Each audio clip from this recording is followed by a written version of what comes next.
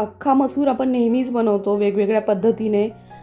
आज आपण कुठलेही मसाले न वापरता अगदी साधी सोपी बनवली आहे, पण खूप टेस्टी आणि चमचमीत अशी. चला तर पाहूया.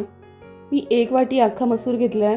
त्याला स्वच्छ धुवून 1 टोमॅटो टाकून थोडीशी हळद टाकून कुकरला 2 ते 3 शिट्ट्यामध्ये आरामात शिजते. मसूर शिजायला खूप वेळ नाही लागत. आता आपण कढईमध्ये 1 चमचाभर तेलामध्ये जिरं, मोहरी टाकून घेऊया. त्याचबरोबर मी खडे मसाले टाकलेत, तेजपत्ता, लाल मिरची आणि थोडीशी दालचिनी. याला छान परतून झाल्यानंतर आता कांदा आणि लसूण बारीक वाटून घ्या किंवा बारीक कट करून घेतला तरीही चालेल. आता कांदा छान परतून घ्यायचा आहे पूर्ण लालसर होईपर्यंत. कांदा परतेपर्यंत आपल्याला एक वाटण तयार करून घ्यायचं आहे कोथिंबीर आणि हिरवी मिरचीचं. तुम्ही अशीही कोथिंबीर वापरू शकता, पण ह्या वाटणामधलं मसूर खूप टेस्टी लागते. 2 हिरव्या मिरच्या तुमच्या आवडीनुसार कमी जास्त करू शकता. आता आपला कांदा पूर्ण छान लालसर होईपर्यंत परतला गेला आहे.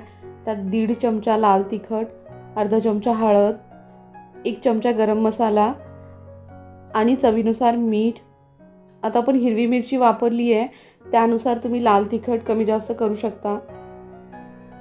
पण कांदा शक्यतो लालसर होईपर्यंत परता, म्हणजे ह्याची टेस्ट खूप छान येते. आणि कोथिंबिरीचं वाटण यालाही छान परतून घ्यायचे तेलामध्ये.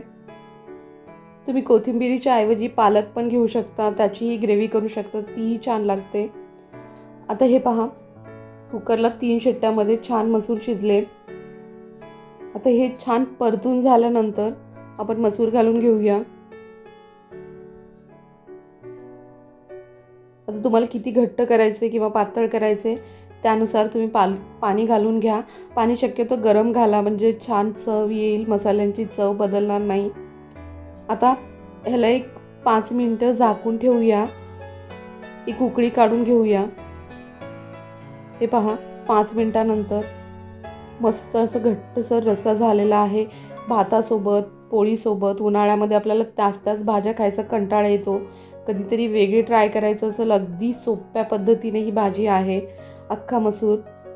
ह्याला अजून थोडंसं चटपटीत बनवण्यासाठी आपण एका कढईमध्ये तेल घेतलं आहे आणि कांदा पातळ कट करून घ्या. आणि हा कांदा पूर्ण लाल होईपर्यंत परतून घ्यायचा आहे, म्हणजे पूर्ण लालसर करपेपर्यंत. तुम्ही जितकं जास्त लालसर होईपर्यंत परतलात तितकं छान स्मोकी फ्लेवर येईल भाजीला आणि चव अजून छान लागेल. मी थोडीशी काश्मीरी लाल मिरची पावडर टाकली आहे रंग येण्यासाठी. आता हा कांदा तुम्ही मसूरमध्ये टाकून घ्या. याची मस्त अशी भन्नाट चव लागते. नक्की ट्राय करून बघा आणि कशी झाली आहे मला कॉमेंट्समध्ये कळवायला विसरू नका. व्हिडिओ आवडल्यास लाईक, शेअर, सबस्क्राईब करायला विसरू नका. थँक्यू.